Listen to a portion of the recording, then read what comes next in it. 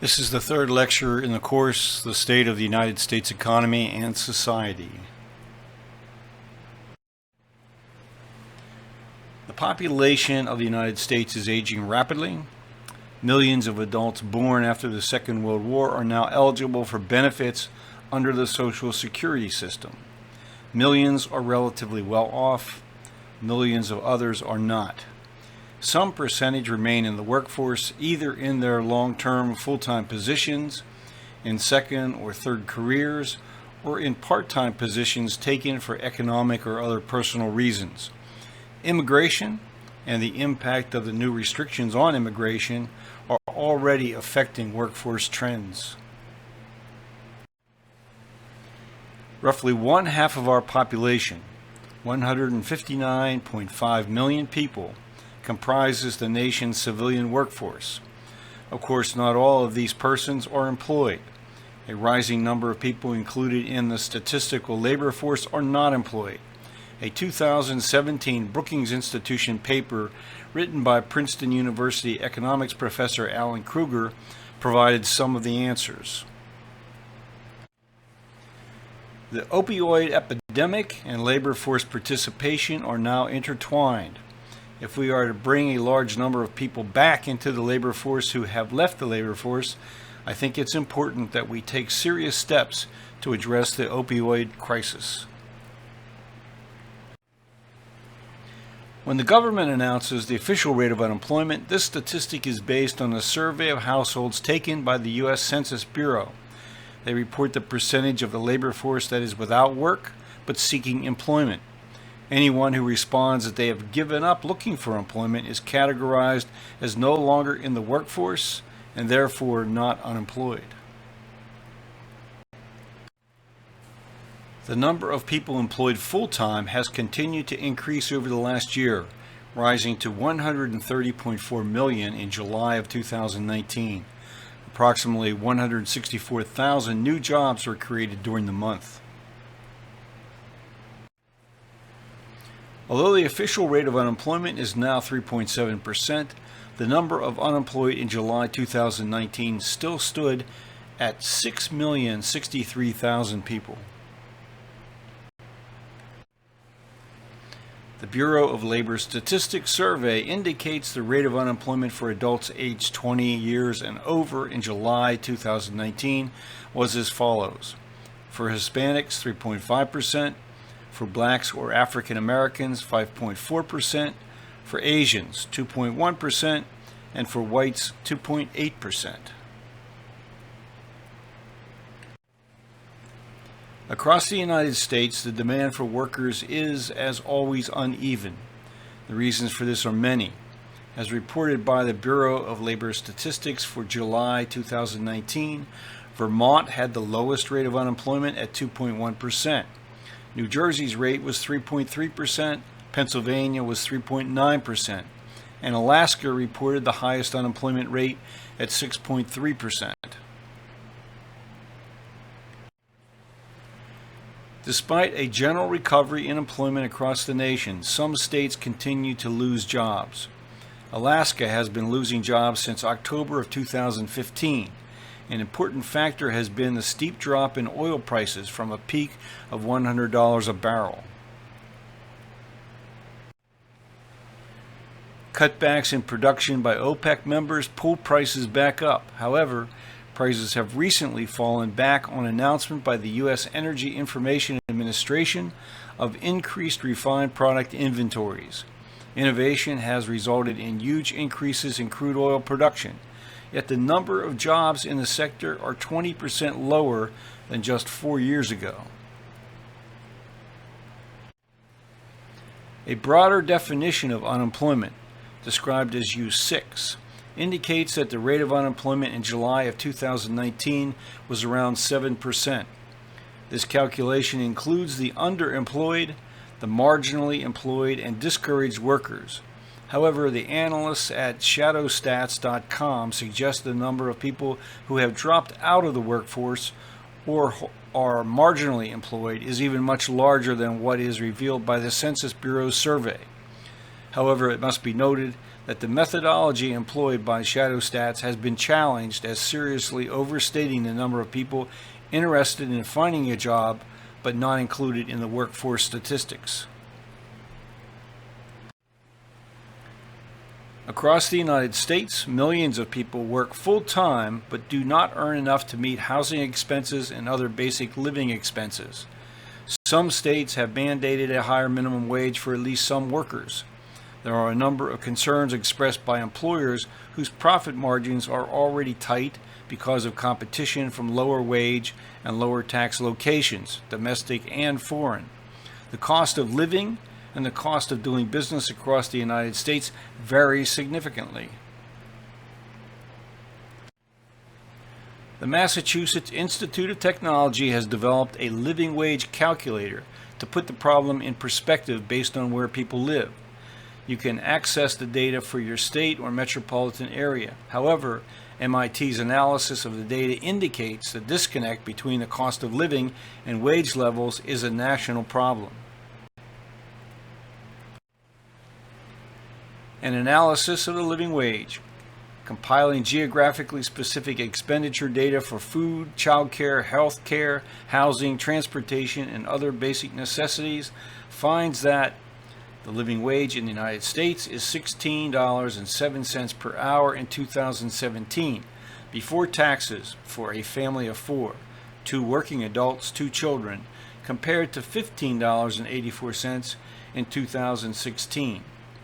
The minimum wage does not provide a living wage for most American families.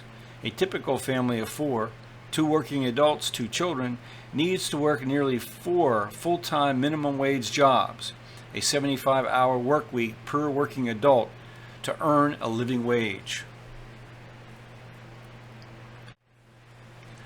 A word of caution is required for those who advocate for an increase in the minimum wage independent of one extremely important other need of families: decent, affordable housing. The economics is easy to understand. Increase the demand side of a market without increasing the supply side, and prices will increase.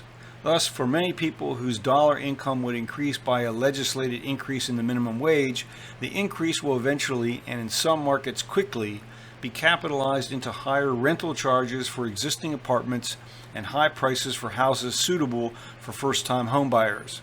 To counter market forces, communities will need to commit public funds to stabilize and subsidize the construction of new rental housing units. At the same time, there are some sectors of the economy and some regions that have difficulty filling job openings. Low pay, difficult or dangerous working conditions, a shortage of decent affordable housing, and transportation obstacles all contribute to the problem. Some employers say they have great difficulty finding people with the needed skills and knowledge. Potential candidates may have undesirable criminal records or are found to be using illegal or addictive drugs.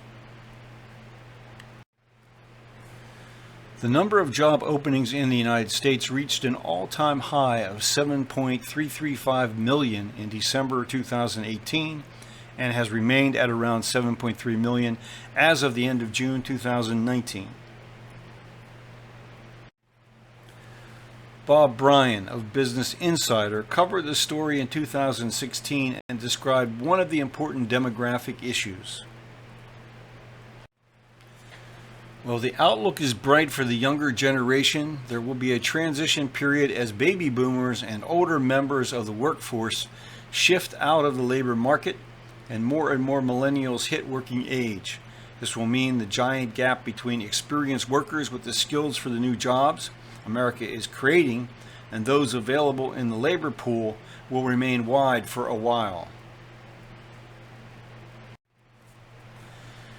If you happen to be one of the 220,000 people who just applied for state unemployment benefits during the week ending August 10th, it is probably not encouraging to you that claims have been held below the 300,000 level for the longest period since 1969. Data published by the National Employment Law Project in December 2017 indicated that only 27% of unemployed workers continue to receive unemployment insurance. The author of the report, George Wentworth, explains. While trust fund recovery has accelerated, less than half of all state unemployment insurance trust funds currently meet the federal standard for recession preparedness. Rather than increase the revenue generated by employer taxes to shore up the trust funds, many states decreased unemployment insurance payouts through dramatic reductions in weeks of available benefits, stricter eligibility conditions, and harsh new disqualifications. At the same time, some modernized online filing systems are making it harder for many workers to apply for benefits. It is worth noting that some states are far more generous providing unemployment benefits than others. Benefits are the highest in the state of Massachusetts, ranging up to $1,179 depending upon one's eligibility. Benefits in Mississippi and Arizona are the least generous. The policy issue involved is whether the benefit level allows individuals to be overly selective in their search for reemployment.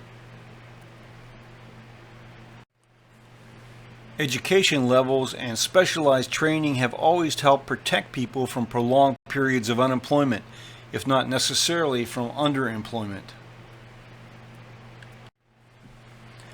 Data from the Bureau of Labor Statistics was used to prepare this graph, which validates what our intuition would conclude. There is a very strong correlation between formal education, employment stability, and income level. The May 2019 U.S. Bureau of Labor and Statistics report indicated that veteran unemployment fell to an all-time low of 2.7%. However, this figure is derived from a questionnaire sent out to veterans that is not considered by veteran organizations as sufficiently specific. As with other individuals, anyone who has given up trying to obtain employment is not counted. Household savings rates have rebounded during 2019. One must look more closely at the data for insight into the percentage of households able to set aside income as savings. Roughly 40% of all households are unable to cover the cost of even a minor emergency expense. An analysis of the Economic Policy Institute indicates that labor income for the bottom 90% has shrunk by more than 10% since 1979. This translates into about $10,800 of lost pay per household. The Centers for Disease Control and Prevention reported in May that there are some 61 million adults with some disability in the United States. 2 in 5 adults aged 65 years and older have a disability. 1 in 4 women have a disability. There is a strong relationship between long-term unemployment and the number of people applying for Social Security disability benefits. The Center on Budget and Policy Priorities reported in August of 2018 that 62 million people, 1 in every 6 U.S. residents, collected Social Security benefits in June 2018. Older Americans make up about 4 in 5 beneficiaries. Another 1/5 of beneficiaries received Social Security disability insurance or were young survivors of deceased workers. The financial obligations to those now collecting disability insurance benefits are rapidly depleting the reserves of the trust fund. This latest chart indicates the fund will be depleted by 2035. An internal audit revealed that Social Security paid out $2 billion from fraudulent disability claims approved by 44 administrative law judges between 2007 and 2014. In response, the Social Security Administration and the Justice Department created the Cooperative Disability Investigation Unit, now operating in 34 states, the District of Columbia, and Puerto Rico. The SSA's Office of the Inspector General reported to Congress that between October 2017 and March 2018, their investigations of fraud resulted in 400 criminal convictions, recovering $40 million. The bottom line for most Americans is that we are very dependent on continuous employment to make ends meet. Any interruption in employment, even for a short period, can result in indebtedness and even homelessness. Next, we will look at the role of volunteerism and unpaid labor.